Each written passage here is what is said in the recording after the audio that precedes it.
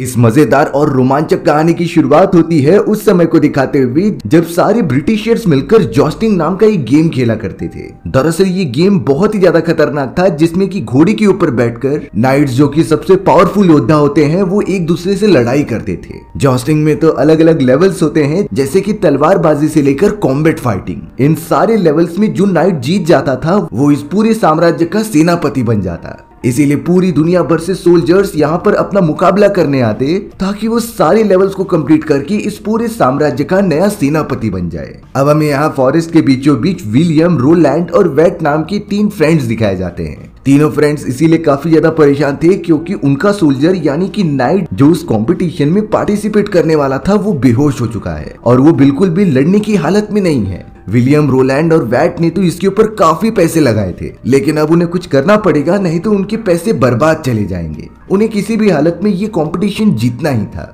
इसीलिए काफी ज्यादा सोचने के बाद विलियम डिसाइड करता है कि वो इस नाइट की जगह पर कंपटीशन में जाकर लड़ेगा। भले ही वो एक राजघराने से बिलोंग नहीं करता, लेकिन अगर वो अपनी आइडेंटिटी छुपा लेगा तो शायद उसे कोई भी नहीं देख सकता था। विलियम को थोड़ा सा कॉन्फिडेंस होता है अपनी फाइटिंग स्किल्स पर, क्योंकि वो बचपन से ही ये सारी चीजें करता आ रहा है। सिर्फ उसकी एक गलती है कि वो बहुत ही ज्यादा गरीब है, और अगर महल में इस कंपटीशन में पार्टिसिपेट करने के बाद लोगों को ये पता चला कि विलियम बहुत ही ज्यादा गरीब घराने से है तो शायद सोल्जर्स उसे जान से मार देंगे। इसीलिए विलियम ने उस बेहोश पड़े हुए नाइट के सारे सूट निकाले और कवच निकालकर खुद ही पहन लिया, जो सीधा चला गया होता है बैटल ग्राउंड के अंदर जहां उसका मुकाबला होगा। सबसे पहला मुकाबला होता है उसका एक दूसरे नाइट के साथ, जो कि घोड़े के ऊपर बैठकर एक नुकीली तलवार लेके एक दूसरे को मारने के लिए आगे बढ़ रहे थे। लेकिन दूसरा नाइट जैसे ही हमला करता तभी विलियम ने उसके सर पर मार दिया, जिससे कि वो नाइट नीचे गिर जाता है और ये मैच विलियम जीत जाता है। विलियम ने तो इस कंपटीशन के स्टार्टिंग लेवल को कंप्लीट कर लिया था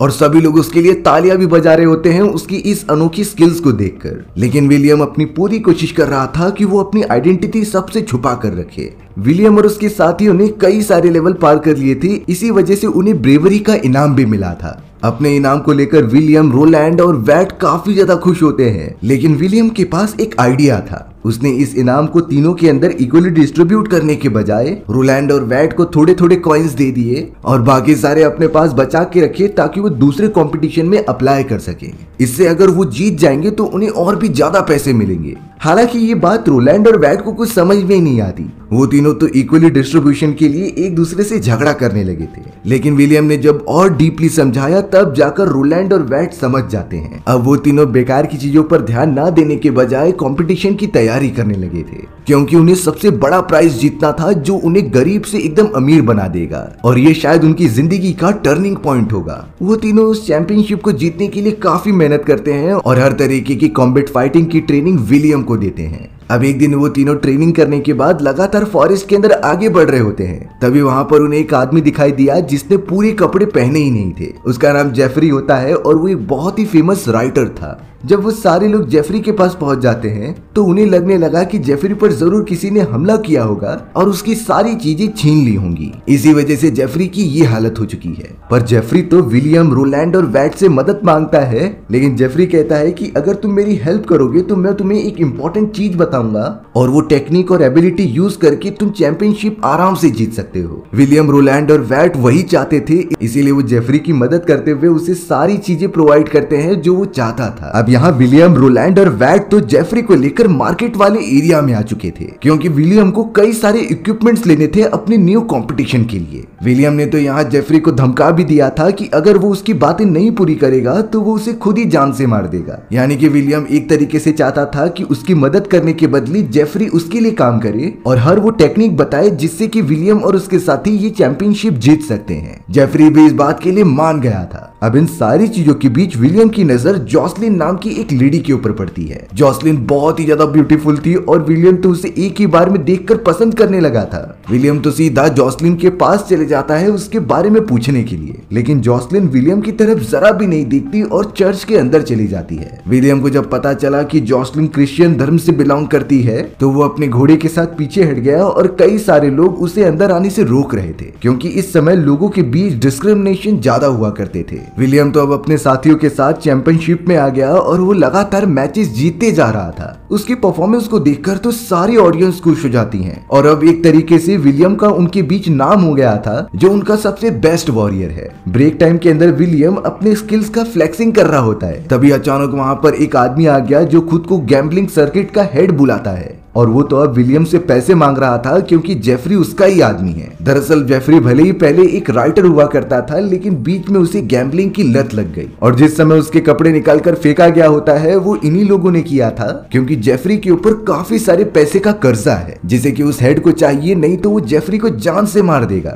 उसके लोग तो जेफरी को पकड़ने भी लग जाते हैं, लेकिन विलियम उसे रोक रहा था। विलियम तो उन गैम्बलिंग वाले मेंबर्स को कह देता है कि तुम सिर्फ थोड़ा सा वेट कर लो, मैं जब ये चैंपियनशिप जीत जाऊंगा तो उसका अमाउंट मैं तुम्हें दे दूंगा, लेकिन जेफरी को फिलहाल के लिए तुम सब छोड़ दो। जेफरी को छोड़ तो दिया जाता है, लेकिन उसे आखिरी वार्निंग दी गई थी, यानी कि विलियम को अब अपने और अपने दोस्तों के साथ साथ जेफरी के बारे में भी सोचना होगा, इसीलिए उसका ये चैंपियनशिप जीतना बहुत ज्यादा जरूरी है। विलियम सबसे पहले नाइट से जाकर तलवारबाजी करता है अपने स्किल का प्रदर्शन करने के लिए। उसने तो कई सारे नाइट्स को बड़ी आसानी से हरा दिया था। विलियम बिल्कुल भी नहीं चाहता था कि वो जरा भी हारे और सारे लेवल्स को कंप्लीट करता हुआ फाइनल में पहुंच जाए। तलवारबाजी जीतने के बाद वो अपने जॉस्टिंग गेम में आ गया, जो कि मेन इवेंट था। इसी इवेंट के डिफरेंट लेवल्स को कंप्लीट करते हुए विलियम आगे बढ़ना चाहता था, और वो इन सारी चीजों में काफी अच्छा परफॉर्म भी कर रहा होता है। यहाँ दूसरा लेवल भी कंप्लीट होने के बाद विलियम चला आया मार्केट के अंदर, क्योंकि उसके कवच और इक्विपमेंट्स काफी कमजोर हो चुके थे। उसे न्यूली बिल्ड करना था, नहीं तो विलियम को काफी ज्यादा चोट लगेगी। बाकी सारे नाइट तो नए नए कवच यूज करते थे, लेकिन विलियम के पास उतने पैसे नहीं थे।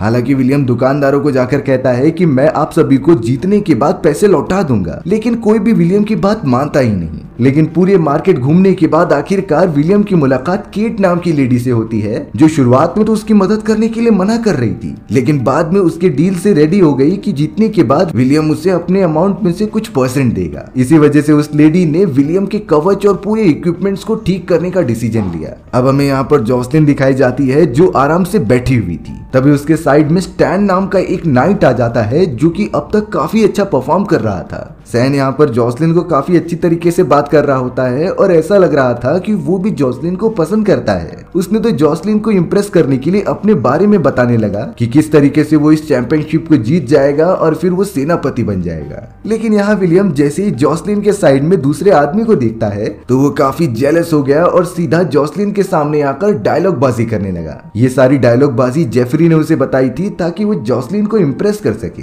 लेकिन स्टैन यहाँ पर कुछ ऐसे वर्ड्स कहता है जिससे कि विलियम की बेइज्जती होने लगी, क्योंकि स्टैन तो एक रिच फैमिली से बिलोंग करता था और वो विलियम को एक गरीब आदमी समझता है जो उससे बहुत बुरी तरीके से बात कर रहा था। विलियम को काफी ज्यादा बुरा लगा और वो तुरंत ही वहां से चला गया। जॉसलिन को भी कहीं ना कहीं ये ठीक नहीं लगता है, क्योंकि गरीबों का मजाक उड़ाना ये कोई एंटरटेनमेंट का पार्ट नहीं है। विलियम का फिलहाल के लिए एक नाइट के साथ मैच था, जो कि एक सेमीफाइनल राउंड होता है। वो तुरंत ही उसके साथ मैच खेलने लगा और दूसरा वाला नाइट काफी घायल हो चुका होता है। पर अच्छी बात तो ये थी कि विलियम ने फिर से उसके ऊपर हमला नहीं किया। ये एक तरीके से विलियम का बिहेवियर दर्शाता है कि वो सिर्फ जीतने के लिए खेल रहा है, ना ही उसे किसी को नीचा दिखाना है और ना ही किसी को प्रूव करना है। स्टैन तो यहाँ पर जॉसलिन से कहने लगा कि ये तो विलियम की एक कमजोरी है जो वो अपने अपोनेंट को इस तरीके से छोड़ रहा है, और जॉसलिन ऐसा बिल्कुल भी नहीं सोचती थी। कंपटीशन का वो राउंड खत्म होने के बाद सभी लोग सोने चले गए होते हैं और स्टैन ने यहाँ पर जॉसलिन को एक लेटर भेजा होता है जिसमें कि वो लिख रहा था कि मैं तुम्हारे लिए ये कंपटीशन जीत जाऊंगा।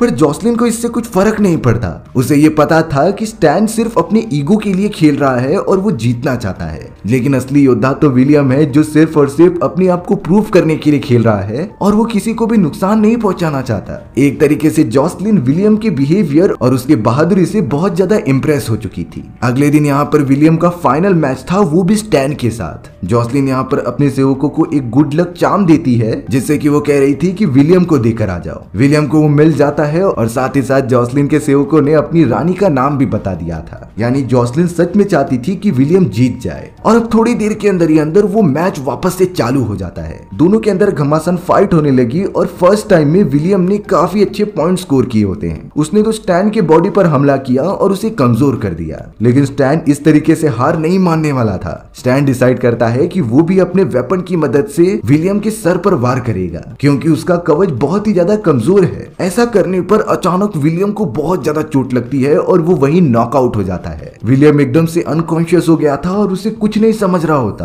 तभी उसके दिमाग में पुरानी मेमोरीज के मोमेंट फ्लैशबैक होते हैं। इन मेमोरीज में वो देखा करता कि किस तरीके से वो छोटा होता है और इस तरीके के नाइट की कंपटीशन जब होती थी तो वो उसे जरूर देखने आता। विलियम का तो बचपन से सपना था कि वो इन्हीं नाइट्स की तरह एक दिन बने और बहुत ही बहादुरी से फाइट करे। हालांकि उसके गांव का कोई भी इस बात पर भरोसा नहीं करता, क्योंकि उन्हें लगता था कि नाइट सिर्फ अमीर घराने के लोग ही बन सकते हैं। लेकिन विलियम के फादर जॉन उसके ऊपर पूरा भरोसा करते थे। उन्होंने कभी अपने बेटे को रोका नहीं इतने सारी बातें सोचने के लिए, क्योंकि एटलीस्ट वो इन सारी चीजों के बारे में सोच रहा है, यही उनके लिए सबसे बड़ी बात है। लेकिन थोड़ी देर बाद जब विलियम होश में आता है तो उसे पता चला कि वो मैच हार चुका है। वो पूरे टूर्नामेंट में सेकंड पोजीशन पर आया था। फिर भी विलियम को इतना अच्छा खासा प्राइज मनी मिलता है कि वो सारे लोगों को पैसे देने के बावजूद भी जेफरी के गैम्बलिंग वाले लोन को भी चुका देता है। यानी कि उसने बहुत ज्यादा मेहनत करके सारे लोगों को खुश कर दिया और अपनी एक अलग ही पहचान उस जगह पर बना ली। अब विलियम यहाँ पर सोच रहा था कि वो अपने दोस्तों के साथ यहाँ से चला जाएगा, क्योंकि वो तो सबसे बेस्ट बनना चाहता था, लेकिन वो टूर्नामेंट हार चुका है। तब जाकर केट विलियम के पास आकर समझाती है कि इसमें तुम्हारी गलती नहीं थी, तुम्हारा कवच बहुत ही कमजोर है उन सारे अमीर नाइट्स के मुकाबले जो कि बहुत ही ज्यादा पैसा लगाते थे कवच बनाने के अंदर।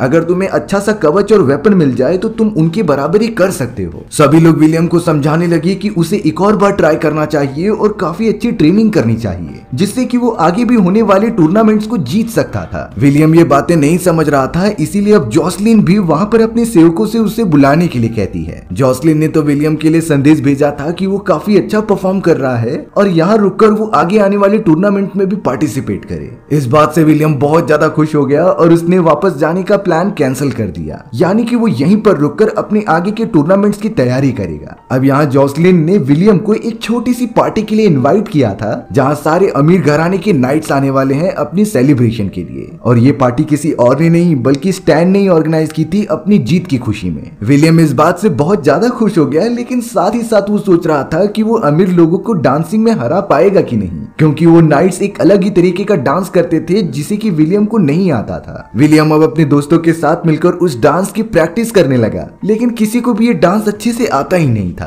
तभी अचानक वहाँ पर केट आती है और फिर पता चला कि केट को तो अच्छी तरीके से डांस आता है। इसीलिए अब अपना ईगो साइड में रखकर विलियम ने केट से रिक्वेस्ट कर लिया कि तुम मुझे ये डांस करना सिखाओ। केट बहुत ही अच्छी तरीके से उसे डांस करना सिखाने लग जाती है। थोड़े समय के बाद अब हमें वो बड़ी सी पार्टी दिखाई गई जहाँ सारे अमीर घराने के नाइट्स आए थे। विलियम भी अब नॉर्मल कपड़ों के अंदर इंटर करता है और जॉसलिन के पास जाकर उसे कुछ पोइट्री सुनाता है, यानी कि वो अभी भी जॉसलिन को इम्प्रेस करने की कोशिश कर रहा था। स्टैन ने जब ये सारी चीजें देखी तो वो बहुत ज्यादा गुस्सा हो गया। वो तो एक बार फिर से विलियम को नीचा दिखाता है और कहता है कि तुम जैसे लोग हमारे टाइप के डांस नहीं परफॉर्म कर सकते। तब जाकर विलियम केट द्वारा सिखाए गए डांस को सबके सामने शो करता है, जो बहुत ही अच्छा डांस कर रहा था और जॉसलिन भी उसके साथ ज्वाइन हो जाती है। दोनों ने सच में पूरे पार्टी में बहुत एंजॉय किया और लोगों को भी उनका डांस काफी पसंद आता है। लेकिन यहाँ स्टैन को बहुत गुस्सा आ रहा था, क्योंकि ये तो उसकी सेलिब्रेशन की पार्टी है, आखिर एक गरीब इंसान कैसे मेरे पार्टी के अंदर घुस सकता है। पर जॉसलिन विलियम के साथ थी, इसीलिए स्टैन ने कुछ कहा नहीं।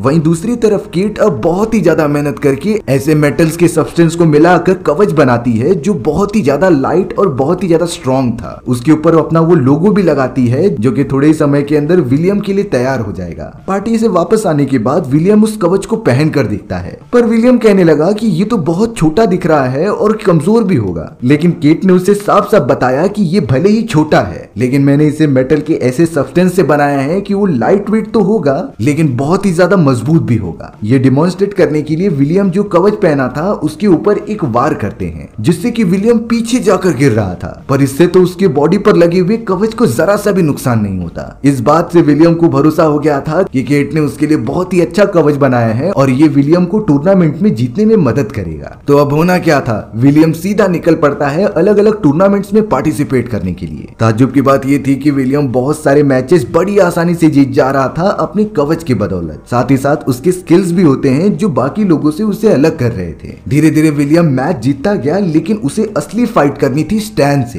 क्योंकि लास्ट टूर्नामेंट में स्टैन ने उसे हरा दिया था। लेकिन पता नहीं क्यों स्टैन उन टूर्नामेंट्स में पार्टिसिपेट ही नहीं करता जिसमें कि विलियम खेल रहा था। लेकिन वो विलियम के मैचेस देखने जरूर आता कि किस तरीके से वो परफॉर्म कर रहा है और कौन सा स्किल यूज कर रहा है। विलियम तो अब टूर्नामेंट के फाइनल में पहुंच गया था, जिसका मुकाबला एडवर्ड नाम नाम के एक प्रिंस से होगा। सभी लोगों को पता था कि प्रिंस कितना ज्यादा बड़ा आदमी है और अगर उसे कुछ हो गया तो सामने वाले की खैर नहीं। जेफरी तो विलियम को बताने के लिए भी आता है कि तुम्हें ये मैच विड्रॉ कर लेना चाहिए, क्योंकि अगर प्रिंस एडवर्ड को जरा भी खरोच लगी तो तुम्हारा नामो निशान मिटा दिया जाएगा। पर विलियम ये सारी बातों के बारे में बिल्कुल नहीं सोचता। वो सीधा चला गया था एडवर्ड के साथ अपना फाइनल मैच खेलने के लिए और वो पूरे रूल्स एंड रेगुलेशंस के साथ सारी चीजें परफॉर्म करता है और वो फाइनल मैच भी जीत जाता है। प्रिंस एडवर्ड मैच खत्म होने के बाद विलियम के पास आते हैं और उसे कॉन्ग्रेचुलेट करते हैं। उन्हें इस बात की भी खुशी हो रही थी कि उसके बारे में पता होने के बावजूद भी विलियम ने मैच विड्रॉ नहीं किया, यानी कि वो बहुत ज्यादा बहादुर भी है। लेकिन विलियम बार बार कह रहा था कि स्टैन आखिरकार क्यों नहीं खेल रहा है, मुझे उसके साथ फाइट करके उसे हराना है, तभी मेरे दिल की आग शांत होगी। जब ये सारी बातें जॉसलिन को पता चली कि किस तरीके से विलियम सिर्फ और सिर्फ स्टैन से लड़ने के लिए ये टूर्नामेंट खेल रहा था, तो वो उससे थोड़ा सा नाराज हो जाती है। एक तरीके से ये बिहेवियर विलियम के ऊपर बिल्कुल अच्छा नहीं लग रहा था। जॉसलिन वापस तो चली जाती है, लेकिन विलियम किसी भी हालत में स्टैन से फाइट करना ही चाहता था, इसीलिए वो बहुत सारे टूर्नामेंट खेलने लगा जिसमें शायद उसकी मुलाकात स्टैन से हो जाए। और उसकी एक्यूरेसी इतनी ज्यादा थी कि वो सारे के सारे टूर्नामेंट जीतता जा रहा था। स्टैन को जब ये बातें अपने आदमियों से पता चली तो वो काफी गुस्सा होने लगा कि किस तरीके से एक गरीब आदमी जिसे कि हमारे खेल के बारे में पता भी नहीं है, वो लगातार इतने टूर्नामेंट जीतता जा रहा है। स्टैन को एक तरीके से जलन होने लगी थी कि ये सारे टाइटल मेरे थे, लेकिन मुझसे ये विलियम ने छीन लिया, इसका बदला तो वो जरूर लेकर रहेगा। अब यहाँ कई महीने बीत चुके थे जहाँ पर विलियम ने जॉसलिन से बात तक नहीं की थी और अब जाकर उसने डिसाइड किया कि चाहे कुछ भी हो जाए वो जॉसलिन के पास जाकर रहेगा। इसी वजह से उसने एक लेटर लिखने का डिसाइड किया जिसके अंदर वो बहुत सारी पोइट्री इंक्लूड करेगा जॉसलिन के लिए। वो अपनी भावनाएं बताता जा रहा था और जेफरी उन्हें अपने ही लैंग्वेज में अच्छी तरीके से फ्रेम करके लिखता जा रहा था, यानी कि उन लोगों ने एक अच्छी तरीके का लेटर तैयार कर लिया होता है। जो लेटर जब जॉसलिन को मिलता है तो उसे पढ़कर बहुत ही ज्यादा खुश हो गई। उसे तो लगने लगा था कि कहीं विलियम उसे भूल ना गया हो,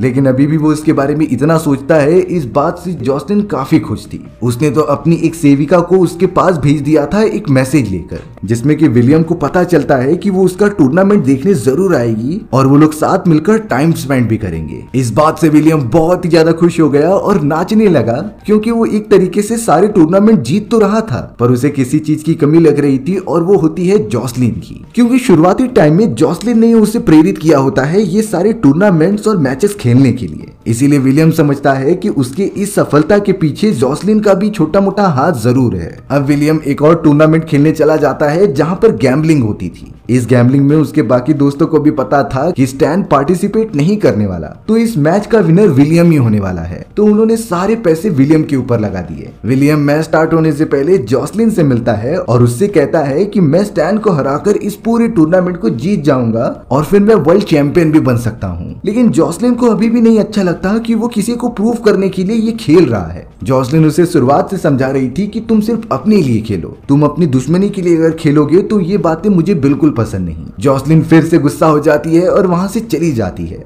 लेकिन इस बार विलियम काफी इरिटेट हो चुका था और वो सीधा चला आता है बैटल ग्राउंड के अंदर। उसने जाते जाते सिर्फ इतना कहा कि मैं तुम्हारे लिए ये टूर्नामेंट जीत कर रहूंगा। लेकिन इस बार जब विलियम मैच परफॉर्म कर रहा था तो वो काफी गुस्से में होता है। उसने तो अपने अपोनेंट को सिर्फ हराया नहीं बल्कि उसे घायल भी कर दिया। एक राउंड होने के बाद विलियम के साथी उसे समझा रहे होते हैं कि तुम्हें एग्रेसिव होने की कोई जरूरत नहीं, तुम एक अच्छे प्लेयर हो और उसी की तरह खेलो। तब जाकर जॉसलिन को सारी बातें समझ में आती हैं कि विलियम एग्रेसिव होकर भी खेल सकता है, पर वो रूल्स एंड रेगुलेशन के अंडर ही खेलता था। इस वजह से जॉसलिन चिल्लाकर बोलती है कि मैं तुम्हारे साथ हूँ, तुम मेरे लिए ये टूर्नामेंट जीत जाओ। जिससे कि अब विलियम काफी खुश हो गया और वो एकदम रूल्स एंड रेगुलेशंस के साथ सारे नाइट्स को हराते जा रहा था। देखते ही देखते उसने ये टूर्नामेंट जीत लिया और अब उसका नेक्स्ट टारगेट होता है वर्ल्ड चैंपियनशिप। विलियम तो देखते ही देखते सारे लोगों का बेस्ट प्लेयर बन चुका था। टूर्नामेंट खत्म होने के बाद विलियम आराम करने चला जाता है, जिसके पास अब बात करने के लिए जॉसलिन आ चुकी थी। जॉसलिन तो विलियम से पूरी तरीके से इम्प्रेस हो चुकी है, इसीलिए वो उसके पास जाकर काफी सारी बातें करती है और दोनों अच्छा टाइम स्पेंड करते हैं। अगले दिन सभी लोग वर्ल्ड चैंपियनशिप से पहले मार्चिंग के लिए निकले थे पूरे लंदन की सड़कों पर। सबसे आगे विलियम को रखा गया था क्योंकि उसने बहुत सारे मैचेस जीते हैं विलियम बिल्कुल भी इमेजिन नहीं कर पा रहा था कि वो जिस जगह से बिलोंग करता है वहाँ पर खाने पीने की बहुत कमी है और आज इतने सालों के बाद उसे इतना सम्मान मिल रहा है,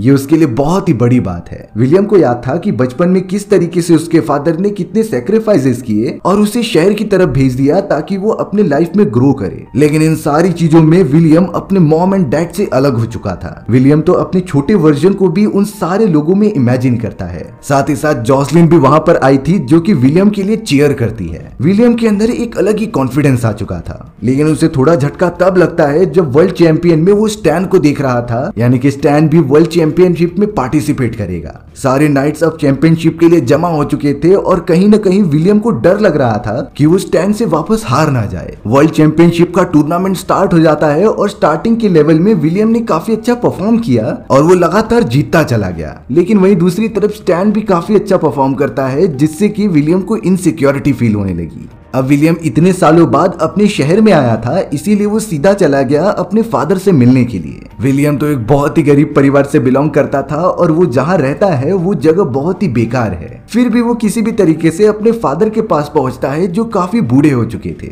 विलियम के फादर को अच्छे से दिखाई नहीं देता है, इसीलिए वो पूछने लगे कि आखिरकार कौन आ गया है। विलियम जब उन्हें अपने बारे में बताता है तो जॉन उसे गले लगाकर काफी खुश हो चुके थे। जब जॉन अपने बेटे के बारे में सुनते हैं तो उन्हें प्राउड फील हो रहा था कि किस तरीके से उसने अपना नाम इतना ऊंचा कर लिया है। दोनों बाप बेटे बात कर ही रहे थे, लेकिन हमें दिखाया गया कि स्टैन यहाँ पर विलियम का पीछा कर रहा है और अब तो उसने लोगों से पूछ लिया था कि विलियम कहाँ रहता है और वो किस फैमिली से बिलोंग करता था। अगले दिन जब विलियम अपने नेक्स्ट लेवल के लिए रेडी हो रहा था तो जॉसलिन उसके पास आकर एक बुरी खबर सुनाती है। उसने कहा कि स्टैन को तुम्हारी रियलिटी के बारे में पता चल चुका है कि तुम रॉयल फैमिली से बिलोंग नहीं करते हो और अगर तुम यहाँ से भाग कर नहीं गए तो वो सारे तुम्हें बंदी बनाकर जान से मार देंगे। जेफरी भी विलियम को कह रहा था कि तुम्हें यहाँ से चले जाना चाहिए, लेकिन विलियम इस तरीके से तो बैकआउट नहीं कर सकता था। उसे लोगों को प्रूव करना होगा कि स्किल मैटर करता है, चाहे वो रॉयल फैमिली से बिलोंग करता हो या फिर नहीं करता हो। इसीलिए विलियम बहुत ही बहादुरी के साथ अपने सारे साथियों के साथ वहाँ चला जाता है। पर अफसोस की बात थी कि जो होना था वही हुआ। सारे सोल्जर्स ने अब विलियम को पकड़ लिया और उसे जेल के अंदर बंद कर दिया था। स्टैन तो विलियम से मिलने आता है और उसे कहता है कि मैं अब ये टूर्नामेंट जीतकर जॉसलिन से शादी कर लूंगा। थोड़े समय के अंदर अंदर अब सारे लोगों के सामने विलियम को लाया गया और उसे सबके सामने ही मार देने की अनुमति ले ली गई। हालांकि विलियम के दोस्त उसे बचाने के लिए आते हैं, लेकिन सारे गांव वाले उनके ऊपर सब्जियां फेंकने लगे थे। वो सब विलियम को जैसे ही मारने के लिए आगे बढ़े तभी उन सारे लोगों में खड़ा हुआ एडवर्ड, जो कि एक प्रिंस था, वो अब सामने आ जाता है जो लोगों को रुकने के लिए कह रहा था। एडवर्ड ने सबको बताया कि विलियम भले से ही रॉयल फैमिली से बिलोंग नहीं करता, लेकिन उसके अंदर जो बहादुरी है और वो जिस तरीके से मर्सी करता है वही सारी प्रॉपर्टी नाइट्स के अंदर मौजूद होती है। इसीलिए मैं आज से ही विलियम को अपनी फैमिली में शामिल करता हूँ। विलियम को तो बहुत ही अच्छी तरीके से रिहा कर दिया गया था और उसे एक अच्छा दर्जा भी मिल चुका होता है। सारी चीजें नॉर्मल होने के बाद अब बारी थी टूर्नामेंट की। वर्ल्ड चैंपियनशिप का वो फाइनल टूर्नामेंट होने वाला था विलियम और स्टैन के बीच में। दोनों एक दूसरे को चोट पहुंचाने और जान से मारने के लिए तैयार होते हैं और अब मैच चालू हो चुका था, लेकिन यहाँ स्टैन बहुत बड़ी चीटिंग करता है। उसने अपने लंबे वेपन के अंदर एक नुकीला वेपन भी छुपा कर रखा था, जिससे हमला करने पर विलियम के हाथ पर वो अंदर घुस जाता है। विलियम को इससे बहुत ज्यादा दर्द हो रहा था और वो ठीक से सांस भी नहीं ले पाता। स्टैन तो विलियम को ताना मारता है कि अब तुम्हारा खेल खत्म हो चुका है, तुम जल्द से जल्द हार मान लो। लेकिन विलियम तो इतनी जल्दी गिव अप नहीं करना चाहता था। वो अब अपने पूरे कवच को निकाल लेता है ताकि वो अच्छी तरीके से ब्रीथिंग कर सके और अब उसने डिसाइड किया कि वो कवच के बिना लड़ेगा। सभी लोग एकदम से चौंक गए कि विलियम अगर इस तरीके से लड़ाई करेगा तो उसकी जान भी जा सकती थी। लेकिन विलियम के पास एक प्लान होता है। उसने इस गेम के अंदर एक बहुत ही अच्छा मूव सीखा था, पर वो खतरनाक है। इसी को ट्राई करने के लिए विलियम अब तुरंत ही स्टैन के पास बढ़ने लगा और वो तुरंत ही अपने लंबे से हथियार को हवा में उछालकर उसकी तरफ फेंक देता है, जिससे कि स्टैन उसके पास आने से पहले ही दूर गिर चुका था। और जो भी नाइट घोड़े से गिर जाता है वो ऑटोमेटिकली हार जाता है। सारे लोग अब ग्राउंड पर आने लगे क्योंकि ये मैच विलियम ने जीत लिया था। विलियम बहुत ज्यादा खुश होता है और सीधा जॉसलिन के पास आकर उसे किस करने लगता है। विलियम के फादर भी वहां पर आए थे जो उसे चीयर कर रहे होते हैं। उन्हें अपने बेटे के ऊपर बहुत ज्यादा प्राउड हो रहा था कि उसने किस तरीके से इतनी मुश्किलों के बावजूद भी ये पोजीशन हासिल की है। विलियम और जॉसलिन एक दूसरे के साथ रहने का डिसाइड करते हैं और हमारी ये कहानी यहीं पर खत्म हो गई।